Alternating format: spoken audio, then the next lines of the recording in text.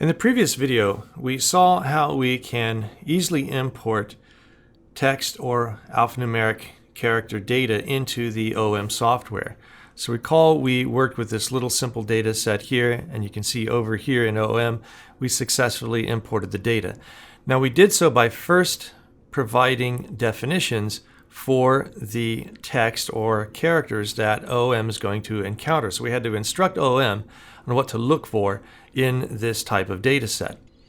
Now in that previous video, we allowed OM to choose the values that it would assign to the different text or characters.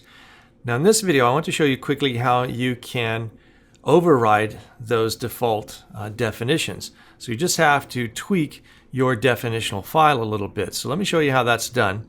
So here again, I have an Excel file set up. And here we see the sex and the biological sex as the description. And now notice for the M and the F, I have put in brackets 1 and 2. So by putting those numbers in the brackets, that instructs OM to go ahead and assign a 1 to M and a 2 to F. And then as you can see here for Q1, there's the description. And then now I am telling OM to assign a 0 to no and a 1 to yes, and do the exact same thing for Q2, 0, no, 1, yes. And then for height, you can see that I'm instructing OM to take values of 40 to 50 and put those into one unit, and then 51 to 60 into another unit, and so forth. So here in the brackets, I have 40 and then a colon and 50. So that gives me a range of values. Anything that OM sees in that range, it will include as this, or code as this first unit of observation. So you can set up ranges like this. Okay, so now we have these definitions set up, and again we would need to save this as a comma separated value file. I've already been here. Again, there you see I have chosen that option. So I could hit save here. I've already done so. And then I can import these definitions in OM, and then I can import these data in. So let's go ahead and close these down, because again there might be a conflict if I don't close these. Since they're already opened, OM may not be able to use those files. So now let's go to File and Import, and let's get the ordering information, and let's browse for it here. And so here you see I have it, definitions with the units. Click that, and then there you can see the file that we were looking at just a moment ago, but now in comma separated value format. So I'll select Open.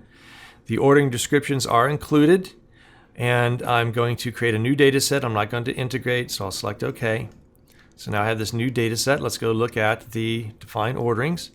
And sure enough, 1 for male, 2 for female, 0, no, 1, yes. Same thing for Q2, and then height. There we see the ranges. Okay, now we're ready to import the data. And so we go to File, Import Data, Definitions. Let's get that CSV data file. We've already been here before, so the file is selected. The labels are included, and we're going to integrate now into this active data set. So we'll select OK, and there you have it. So again, we get an extra case there that we can easily get rid of, and the labels are already turned on, so you can see that the data have been read in appropriately. Here you see the range of values. Let's turn off the labels. So that person's height was 72 inches. And again, that's in the 71 to 80 range. So everything has been defined as we wanted it defined, rather than letting OM come up with its own default values. So again, we have 3 males, 5 females. There you see the distribution for Q1 rather, Q2. And then here are the heights now in these grouped frequencies. So that's all there is to it. If you want to set up your own units of definitions or have particular values assigned to the different text or characters that you're going to be reading in, you can do so rather easily.